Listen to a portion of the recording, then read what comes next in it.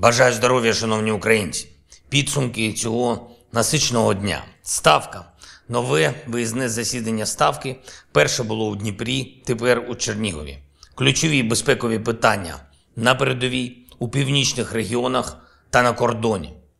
Доповіли командувачі напрямків. Цього разу генерали Сирський і Тарнавський доповідали по захищеному зв'язку, а не особисто з найгарячіших ділянок фронту. Ситуація в Бахмуті, Авдіївці, Мар'їнці та усієї Донеччині. Білогорівка та уся Луганщина. Головком і керівник ГУРМО, голова Державної прикордонної служби, представники Міністерства оборони. Повноцінне засідання, повноцінна координація, повноцінна підготовка наших активних дій заради звільнення українських земель.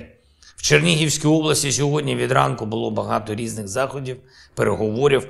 Одна із найважчих емоційних поїздок. Відвідали Ягідне. Звичайне невеличке село нашої Чернігівщини, яке російські звірі перетворили минулого року на один із найбільших світових прикладів знущання з людей. Російські солдати зробили в школі в Ягідному командний пункт, а у підвал школи загнали всіх мешканців села.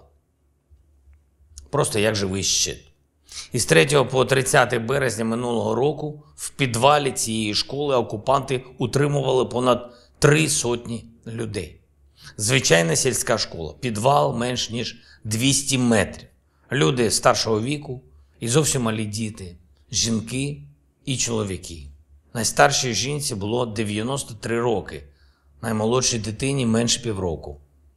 Ось цей підвал, цей концентраційний табір у Ягідному, як і всі інші злочини Росії проти людей і людяності, ніколи державі злу не пробачив. І не лише ми.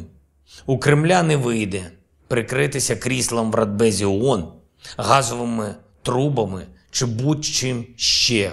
Законна і справедлива відповідальність за кожен скоєний на українській землі російський злочин неодмінно буде.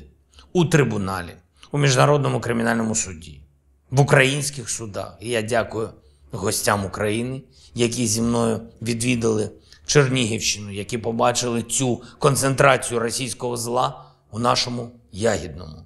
Дякую віце-канцлеру Німеччини Роберту Габеку і генсеку Ради Європи Марії Пейчинович-Бурич. Дякую за переговори змістовні, правильні.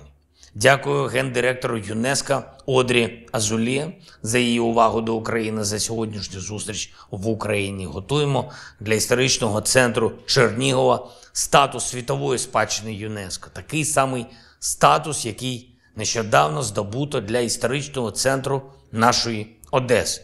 Як і завжди, особливою честю було відвідати наших воїнів у шпиталі, які відновлюються після бойових поранень. Подякувати за все, що вони роблять для України. Подякувати їм за віру в Україну, яку наші люди захищають, ризикуючи найціннішим своїм життям. Вручив Чернігову відзнаку міста-героя, міста героїв. Чернігів бачив різних окупантів, різне зло. І захиститись від цього російського зла – чи не найважливіше в нашій історії. Нагородив наших воїнів, які відзначились у захисті держави. І дуже важливо подякував усім, хто забезпечує відбудову нашої Чернігівщини. Усе, що ворог зруйнував, ми відновимо. Україна ніколи не буде країною руїн. Як би про це не мріяли у Кремлі, їхні мрії не збуваються. І вже тут, у Києві, по поверненню, зустрівся із делегацією американських конгресменів. Подякував за незмінно потужну допомогу Америки, усіх від президента Байдена, команди Білого дому до обох палат Конгресу і усієї системи американської сили. Говорили, звичайно, про активні дії України, звичайно, про нашу спільну перемогу. Зустрівся із Майком Помпео, екс-очільником Держдепу США. Дякую всім, хто допомагає нам захищати свободу. Дякую сьогодні особливо Данії і Норвегії, за ініціативу урядів щодо передачі нашим воїнам додаткової партії артилерійських снарядів. Це дуже вчасно і корисно. Щодня стаємо міцніше, щодня наближаємо день, коли держава-терорист відповідатиме. Слава усім, хто зараз в бою заради України. Вічна і світла пам'ять усім, хто віддав своє життя за Україну. Слава Україні!